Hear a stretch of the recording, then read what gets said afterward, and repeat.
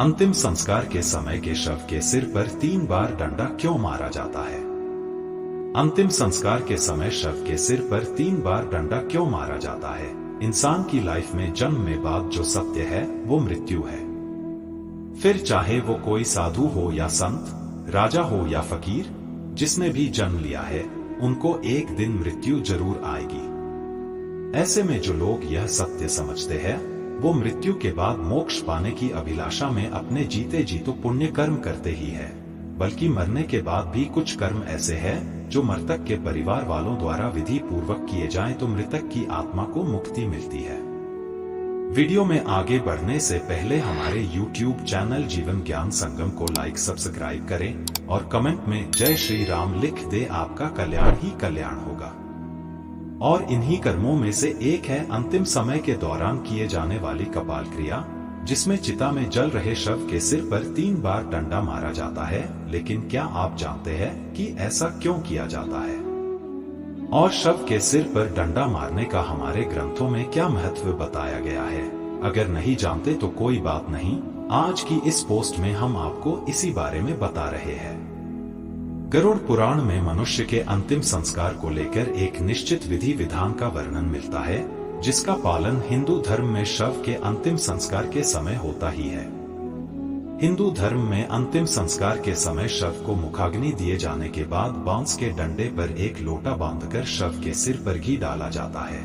ऐसा इसलिए करते हैं ताकि शव का सिर अच्छे से जल सके, क्योंकि इंसान के शरीर की हड्डी बाकी अंगों की अपेक्षा ज्यादा कठोर होती है। इसीलिए उसे अच्छे से अग्नि में नष्ट करने के उद्देश्य से शव की सिर पर घी डाला जाता है। हिंदू धर्म में अंतिम संस्कार के समय मृतक के सिर को डंडे से मारकर फोड़ दिया जाता है।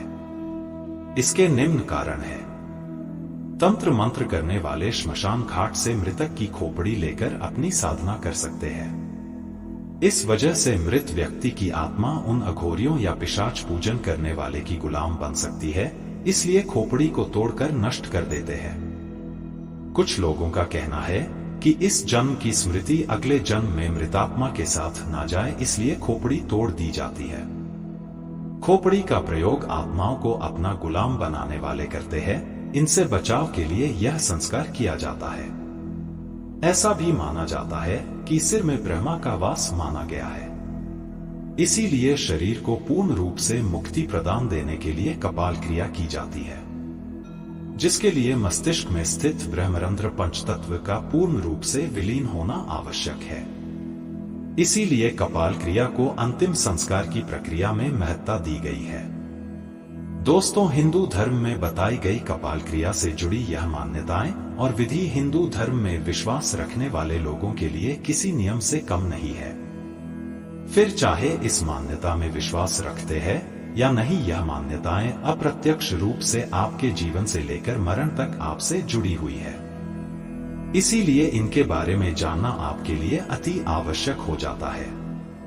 इस वीडियो में हमने आपको हिंदू धर्म में अंतिम संस्कार के समय मृतक के सिर पर 3 बार डंडा क्यों मारा जाता है के बारे में बताया है। उम्मीद है आपको यह जानकारी अच्छी लगी हो। आज के लिए बस इतना ही। मिलते हैं न्यू वीडियो पर। जय हिंद, जय भारत।